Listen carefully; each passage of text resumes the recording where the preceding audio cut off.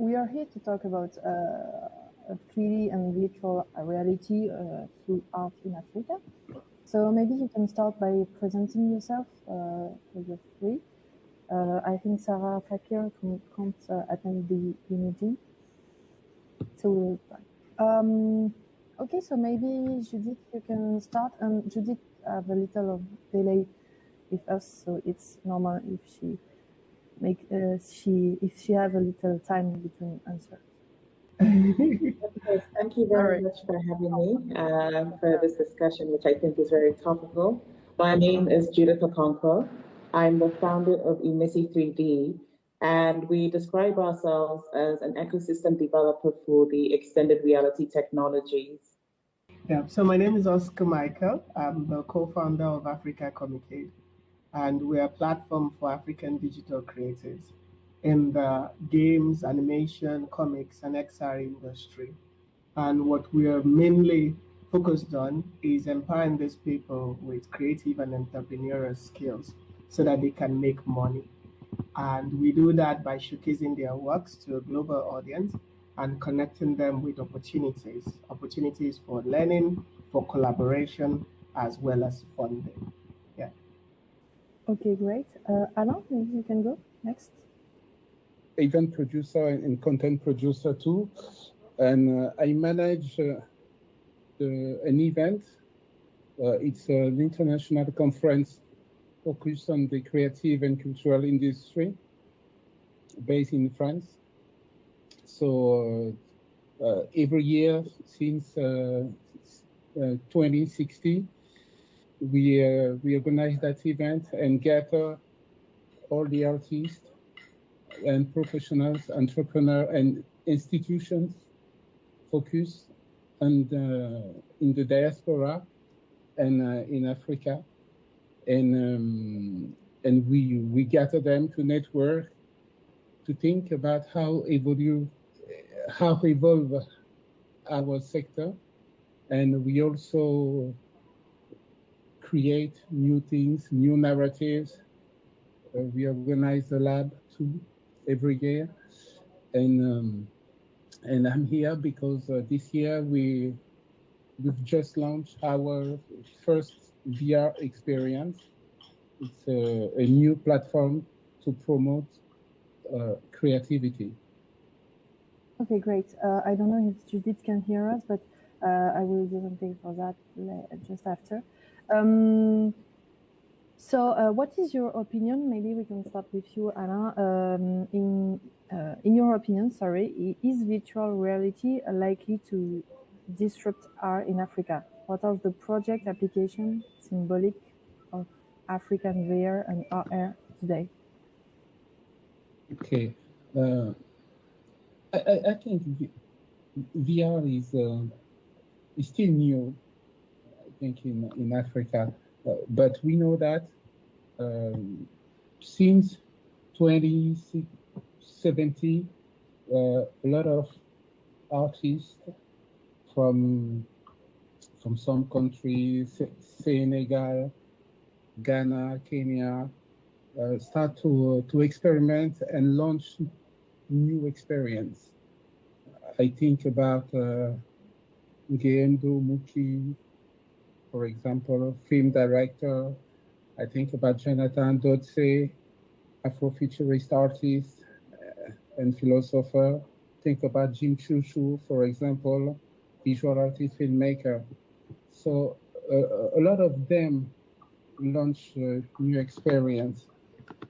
And now what is important, I think, so because I don't live in Africa, I'm based in Europe, I see that a lot of European VR platform, festival, most of them invite African creatives.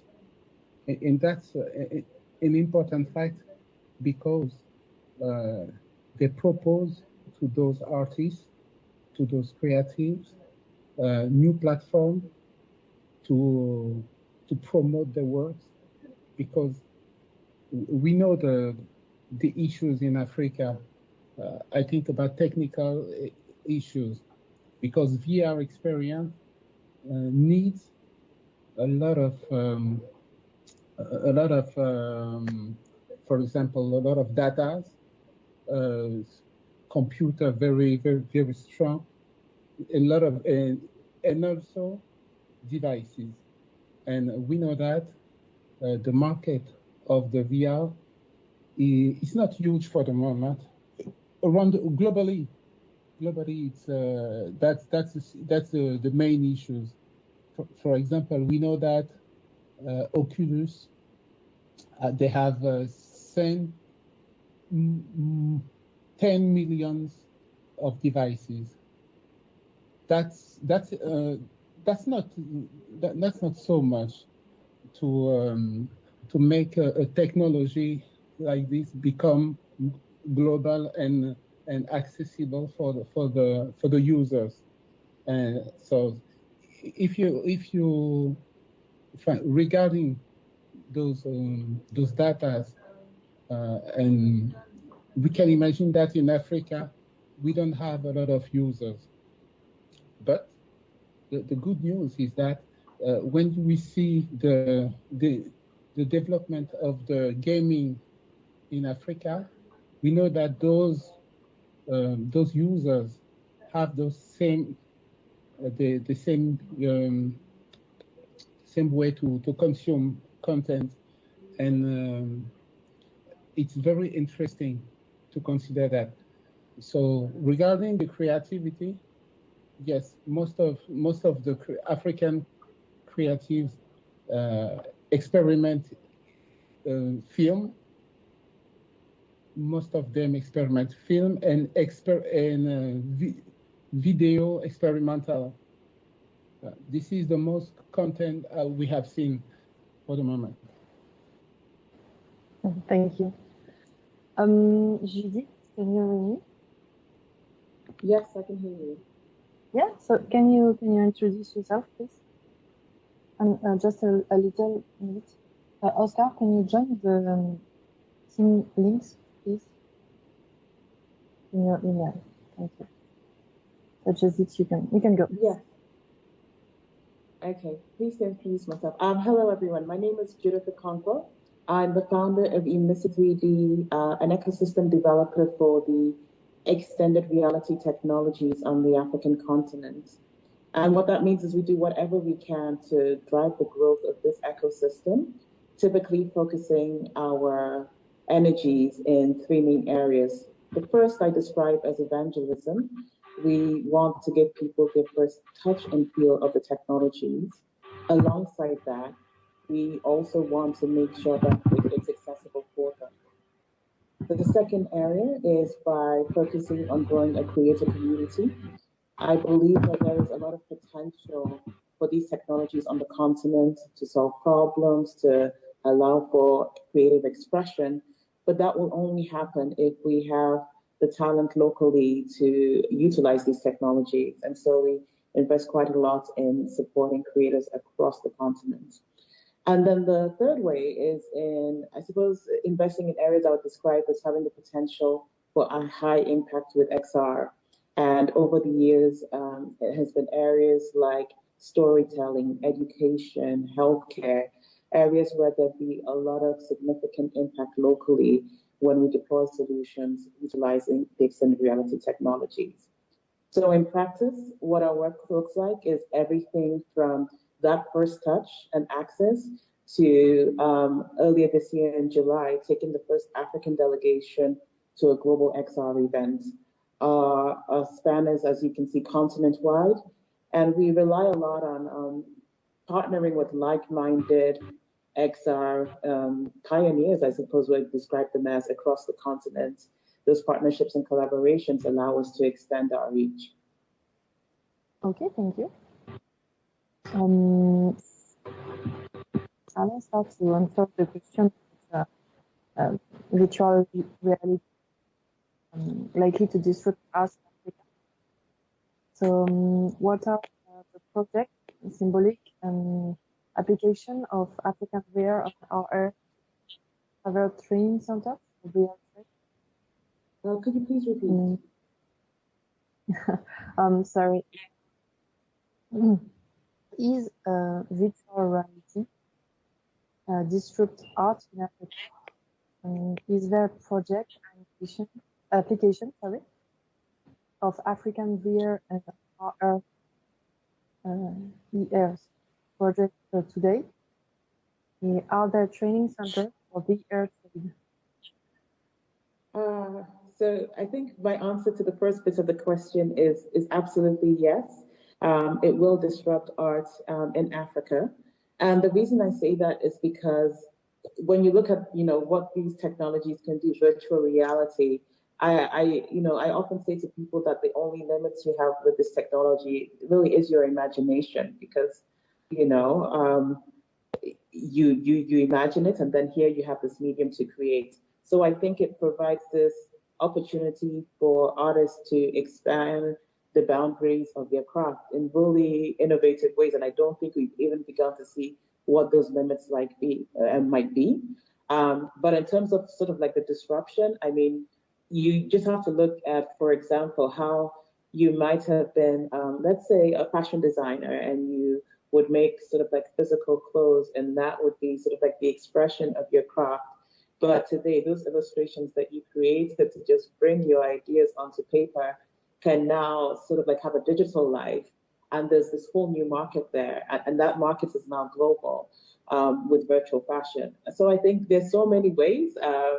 And I know a lot of creators will jump in with lots of examples. We can see what's happening with NFTs. I think a lot is going to change when it comes to us in Africa with digital innovation like virtual reality.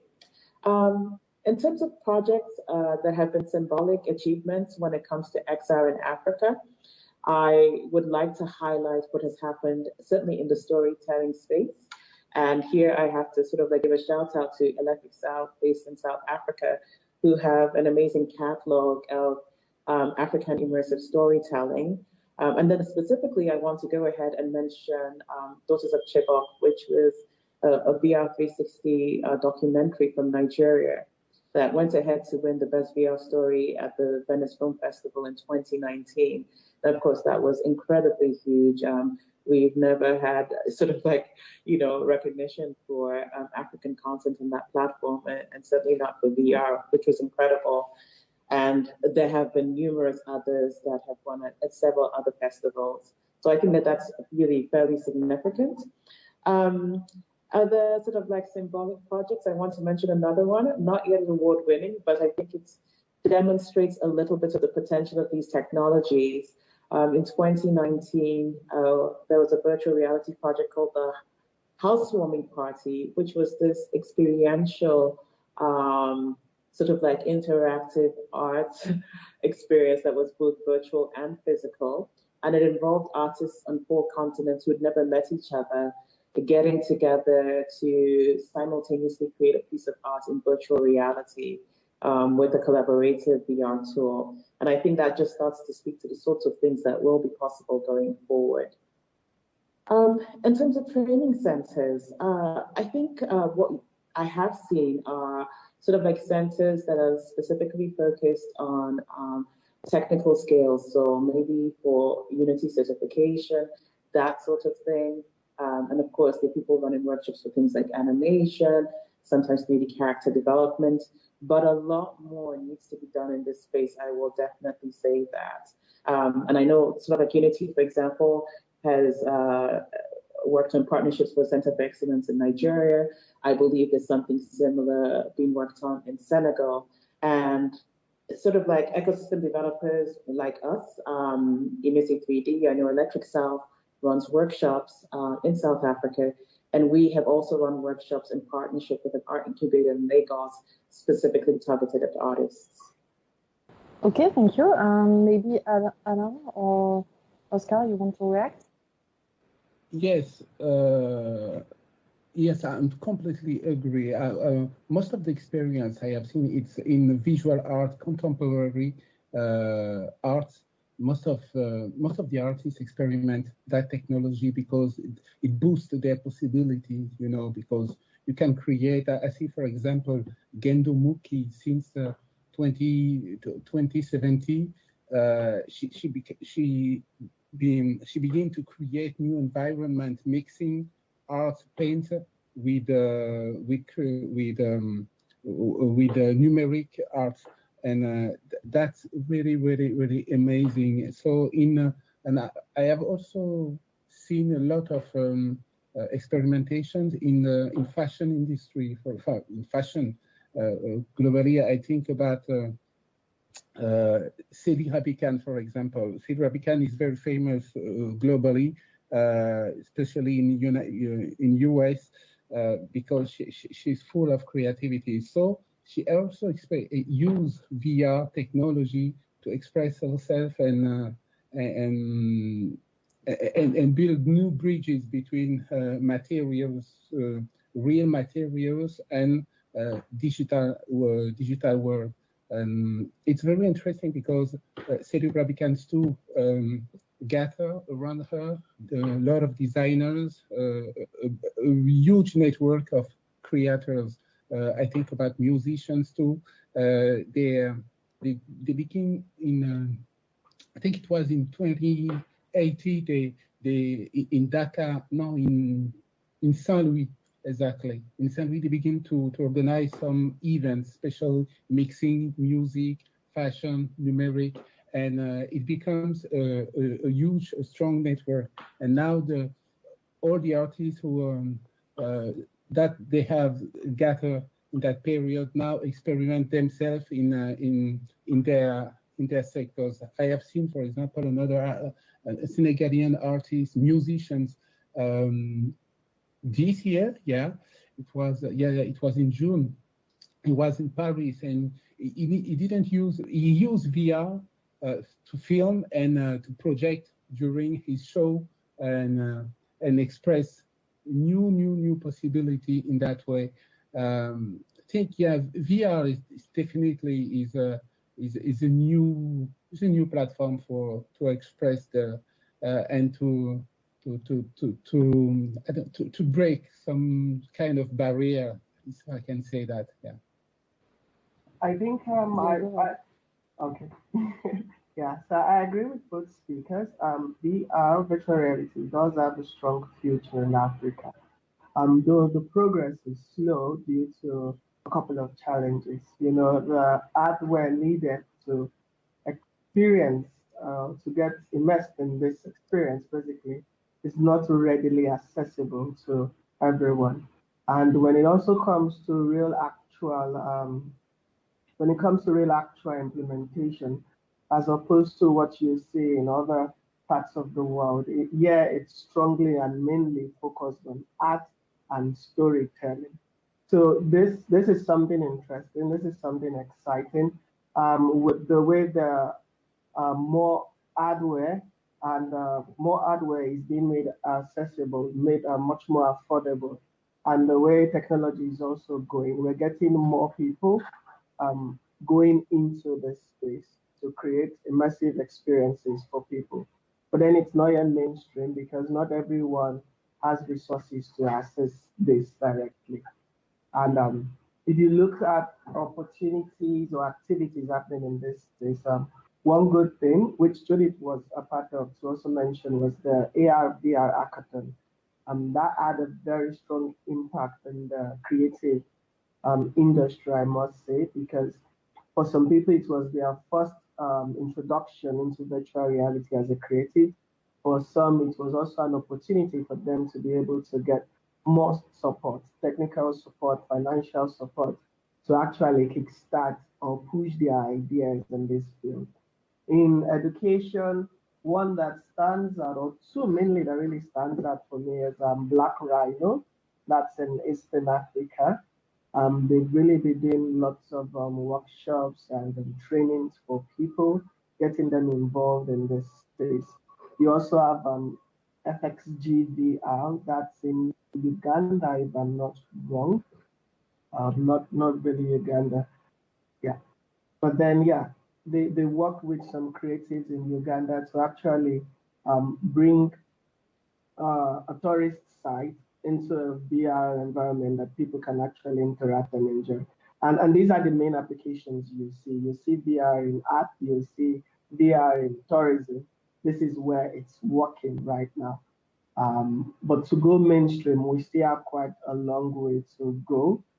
But in the foreseeable future, let's say 5 years, we should be able to say there will be so much improvement, especially with the introduction of the metaverse, which is not just pulling in, I'll use the word traditional creatives, that's people in the creative industry, but also reaching out to people in the general tech ecosystem to try and innovate in this space. So the metaverse as a concept is something that would push the development of virtual reality faster, and with more access to hardware and other resources, things should really grow quickly. Okay, thank you.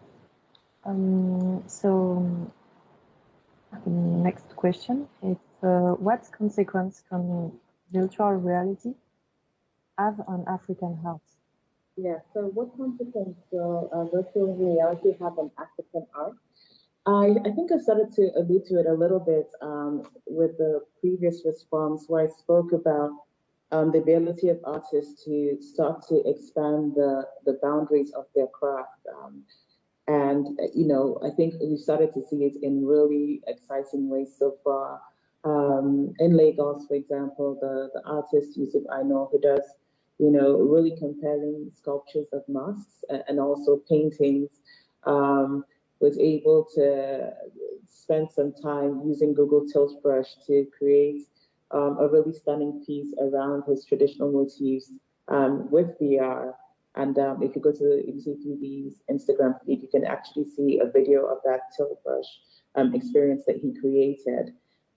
We, of course, have seen what's happening with storytelling, where African storytellers have been able to tell their stories in really compelling ways for global audiences. And, you know, of course, you know, for many, many years, we have talked constantly about the impact of other people telling African stories and what that means, and also the representation of the people and the continent in ways that, you know, are not the way that we would tell our story. I think that virtual reality allows this to be done in such incredible ways, because you can quite literally have someone step into your own home or your own space or whatever the case may be. And that really changes the game in that regard. Another thing that I think is that, you know, the magic that I often describe VR as having is something that allows you to start to create in really ways that we haven't imagined before. And I think that that's particularly exciting. I spoke about the cross-continent project, art project that we had done, and thinking about now the sort of like new ways that African artists will be able to collaborate with their peers across the world through this medium. I think that's really exciting too. So I would say that, you know, even with what I've described, I'm perhaps just not even scratching the surface yet, because there is so much more that will come and must come when, you know, the creators are able to unleash all that they will with these technologies, and particularly when we have the access to all of the resources that will support that, right? So when we have the technical talents, when we have the hardware, when we have the funding to like produce, because all of these are real challenges when you want to consider sort of like creative talent on the continent actually being able to access and express themselves with virtual reality. Okay, thank you. Maybe Oscar, you want to add something? Yeah. So yeah, basically, what consequences does it have? Lots of actually positive and maybe to some extent, I don't know, probably negative. I'll say negative for people who would come on board late, because then they'll be missing out on a lot of opportunities. And once VR becomes mainstream, then as we know with innovation, with every innovation that comes in, there comes alongside it a new set of problems. In terms, one I anticipate mainly is going to be in respect to rights, basically. Who owns the digital artwork? All the artworks being exhibited actually yours. Things like this are going to come about with many much more that we can't really say right now. But then the fact here is that this is the future. This is the future of exhibition in a very, very great way. This is the future of interaction, human-computer interaction when enjoying art or entertainment. And so it's going to bring in new ways to really, really get your, should I use the word consumers this time around, or enthusiasts or people, lovers of art, really immersed in your creative work. And this is a good thing. It also allows you to really, really explore, as Judy said, go beyond your current limit. Because with VR comes the ability to create and modify that creation to almost to almost no end. You can just keep on evolving, changing your art, adding more to it, improving upon it. And that's something really good. That brings a strong dynamic. And for early adopters, it also gives them a very strong edge in terms of monetization, because then they are at the forefront. Of course, if they are able to monetize this content, then it sets the quality of their work on a different scale as opposed to others. And that's really, really something cool and interesting that all artists should explore. Okay, thank you again. Alain, you want to add something, or I go to the next question? Yes, I think that we have mentioned yet to what is why VR is important for art. It's for me, it gives the possibility to reach a global audience, because most of the audience who use the VR, who have the VR device are outside of Africa. The biggest challenge is remains access to that technology, which remains expensive, really. But we are clear, I think, that definitely it's a real opportunity to expand the possibility of creativity. And I think we should, we still have to encourage artists to invest this technology as a new tool, but we, for example, we are creating courses to initiate young artists, especially to give them the opportunity to test the technology, because a lot of them have never tried VR experience. And I know that's to put a VR device on your head. This is a new ritual for most of the people now. That's why we still have to communicate, to initiate people to test that technology, and obviously to create with this. And I know that one of the challenge we still important inside the global market, for example, is that we don't have the business model, an efficient business model to after creating a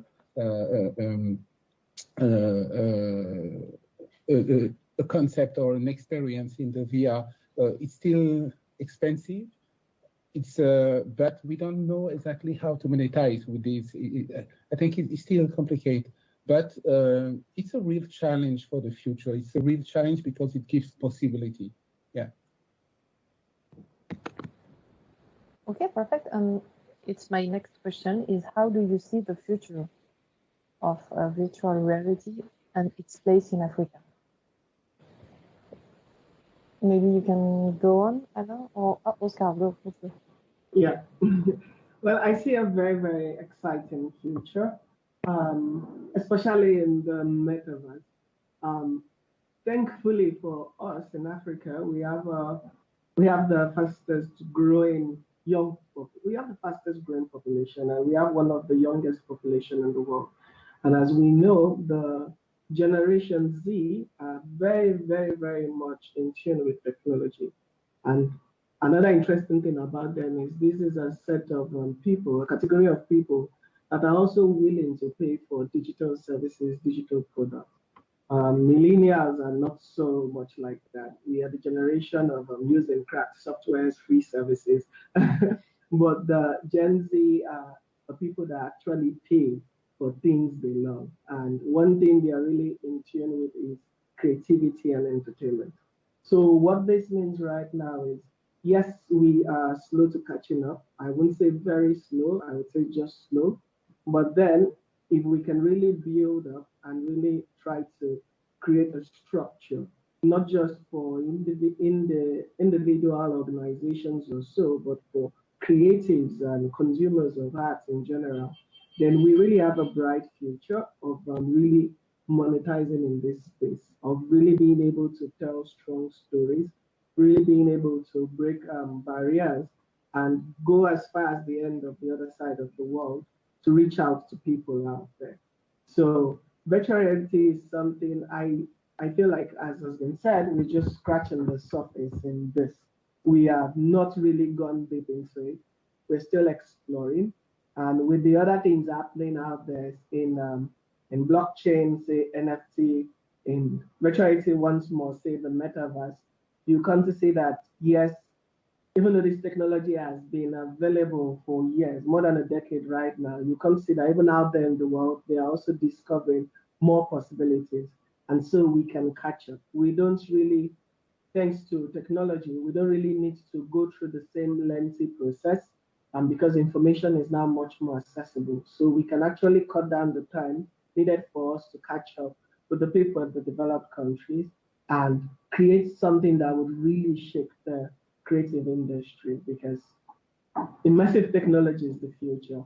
Right now, people are much more emotional in the way they react to products, in the way they react to art, in the way they interact with one another. People are much more social and emotional, and that's the power immersive technologies like virtual reality brings to the table. So the future is bright for this industry. Okay, thank you. Maybe Alain or Judith, maybe your opinion?